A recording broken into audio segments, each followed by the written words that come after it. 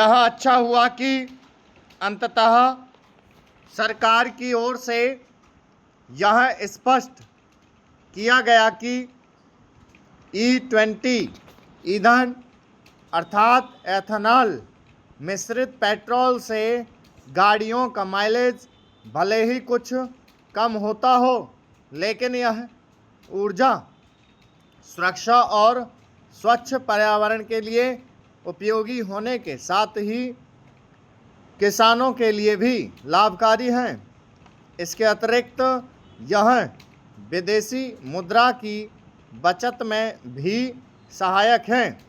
और भी अच्छा होता कि यह स्पष्टीकरण पहले ही आ जाता, क्योंकि एक अरसे से इस तरह की अपुष्ट खबरें डिजिटल मीडिया में तैर रही थीं कि 20% एथेनॉल वाले पेट्रोल से माइलेज में अच्छी खासी कमी आने के साथ ही वाहन के इंजन को भी नुकसान पहुंचता है।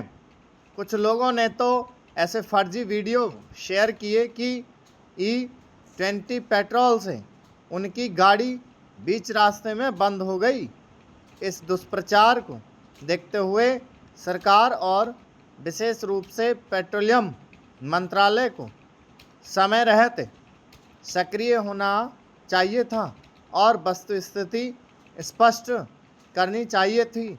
देर से ही सही यह काम किया गया, लेकिन अभी इस बारे में स्पष्टता की अपेक्षा है कि क्या 5-6 साल पुरानी गाड़ियों के लिए भी E20 पेट्रोल उपयुक्त है। उचित यह होगा कि इस तरह का कोई स्पष्टीकरण देने के लिए पेट्रोलियम मंत्रालय के साथ ही ऑटो कंपनियां भी आगे आएं। यह ठीक है कि कुछ कार कंपनियों के अधिकारियों ने लोगों को आश्वस्त किया है, लेकिन बेहतर होता कि इस मामले में ऑटो कंपनियों के संगठन society of Indian automobile manufacturers की ओर से भी अपनी बात कही जाती। वैसे भी इस संगठन का मुख्य कार्य सरकार के साथ मिलकर ऑटो सेक्टर की नीतियों, सुरक्षा मानकों और उत्सर्जन संबंधी नियमों को तय करना है। E20 मामले से सरकार को यह सीख लेनी चाहिए कि कोई नई पहल करने के साथ ही हितधारकों को भरोसे में लेना और आम लोगों को उसके उद्देश्यों से परिचित कराना आवश्यक होता है। यह मानने के अच्छे भले कारण है कि एक एजेंडे के तहत किसी लॉबी की ओर से E20 के खिलाफ दुष्प्रचार अभियान चलाया गया। नीति नियंताओं को ऐसे एजेंडाधारियों के प्रति सदैव सतर्क रहना चाहिए।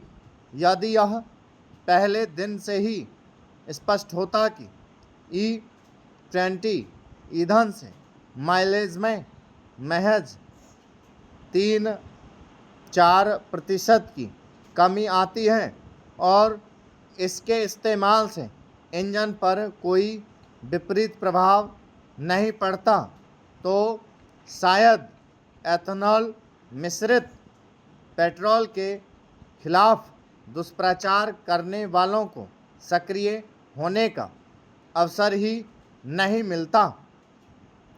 आखिर इसके पहले E10 पेट्रोल का उपयोग हो ही रहा था और उसे लेकर कोई शिकायत भी नहीं थी। इस तथ्य की भी अनदेखी ना की जाए कि विश्व के कई देशों में पेट्रोल में 20% एथेनॉल मिलाया जाता है। ब्राज़ील तो बायोफ्यूल के मामले में वैश्विक लीडर है। स्टॉप